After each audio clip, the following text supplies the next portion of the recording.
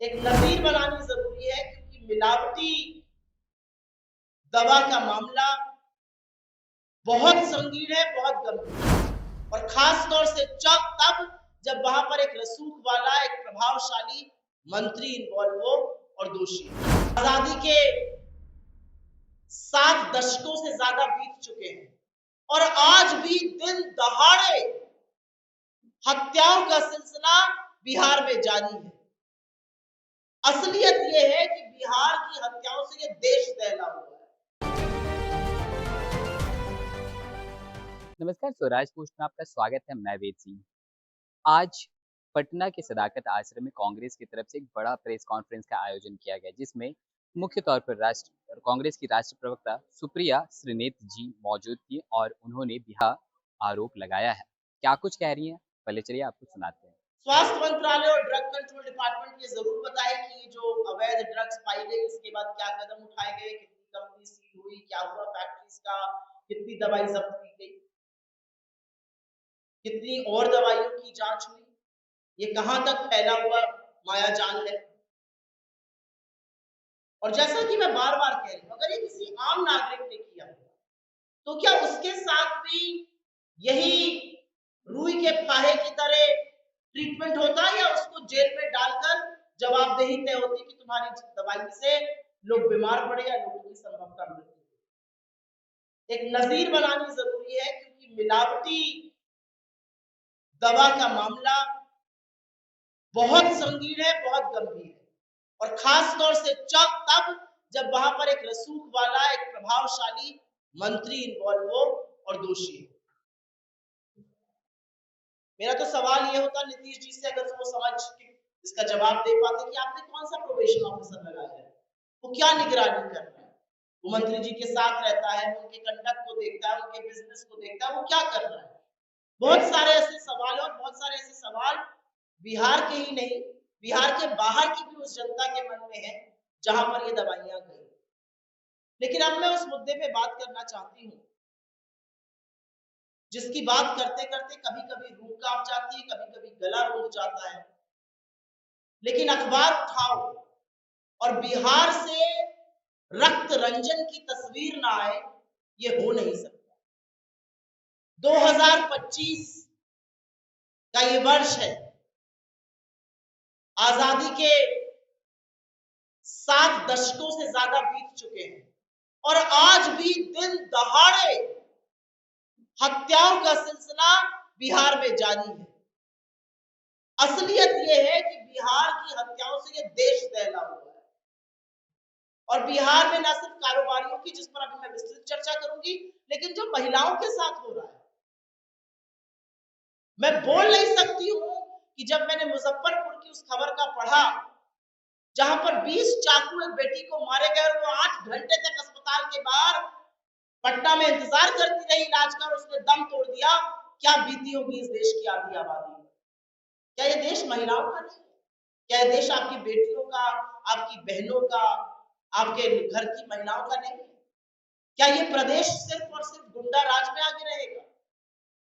लेकिन मैं सिलसिलेवार तरीके से कुछ घटनाओं का जिक्र इसलिए करना चाहती हूँ क्योंकि ये एक पिक्चर दिखा रहा है बिहार की। ये दिखा रहा है बिहार में दिन दहाड़े क्या हो रहा है। न बच्चे सुरक्षित है, न महिलाएं सुरक्षित है, और न कारोबारी सुरक्षित है। हम इस मंच से कई बार बेरोजगारी पर, पलायन पर आवाज उठा चुके हैं। कौन करेगा आखिर निवेश? जो नौकरी बनाने वाले लोग हैं, जो धंधा पानी करने वाले लोग हैं, अगर उन कारोबारियों को चुन चुन के मारा जाएगा और सरकार हाथ पर हाथ धरे बैठी रहेगी और दिन दहाड़े बिहार में रक्त रंजन होगा, लहूलुहान होंगी यहाँ की सड़कें, तो कौन आकर करेगा निवेश बिहार में? कल की खबर, बालू के कारोबारी रमाकांत यादव जी, उनके घर पर उनकी गोली मारकर हत्या कर दी गई। इसके पहले उनकी भाई की हत्या कर दी गई। गोपाल खेमका जी, इस केस ने दुनिया भर में ये तस्वीर पहुंचाई है कि बिहार में कानून व्यवस्था पूरी तरह से दम तोड़ चुकी है। मगध अस्पताल के मालिक जिस तरह से उनकी गोली मारकर हत्या हुई, उससे पहले उनके बेटे की हुई थी।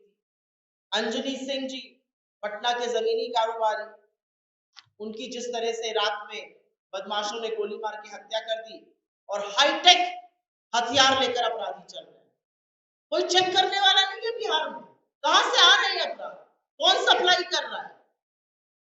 बिहार के हर व्यक्ति को लाइन में लगा दिया है, अपना प्रमाण पत्र दिखाओ, अपनी पहचान दिखाओ, अपनी नागरिकता सिद्ध करो, लेकिन अपराधी बेधड़क है, अपराधी बेखौफ है, अपराधियों के पास हथियार कहां से आ रहे हैं ये पता ही नहीं है। रजी अहमद और नन्नू मियां मालेगांव के रहने वाले जमीन कारोबारी, उनकी हत्या।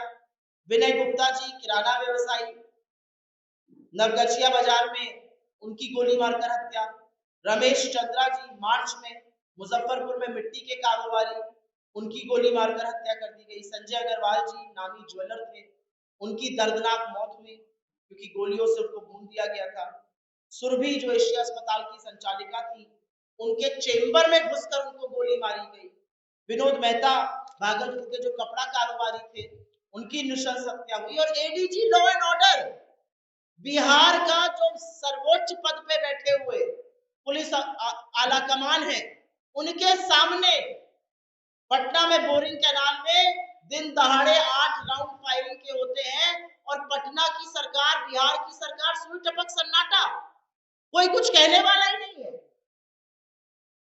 इस तरह से अपराध है, इस तरह से रक्त रंजन है, इस तरह से लहू बहाया जा रहा है, कोई कहने वाला नहीं है।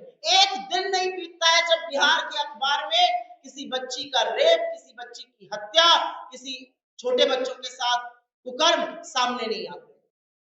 और ये मैं नहीं बोल रही, ये मोदी जी कह रहे हैं बिहार के मामले में, क्योंकि ये मोदी सरकार की एनसीआरबी के आंकड़े कोट कर रही हूं आपको, ये कांग्रेस दफ्तर में रिसर्च के आंकड़े नहीं है, ये केंद्र की एजेंसी एनसीआरबी के आंकड़े हैं और वो पूरी तरह से साफ है कि 2006 से 2022 के बीच में बिहार में क्या हुआ है।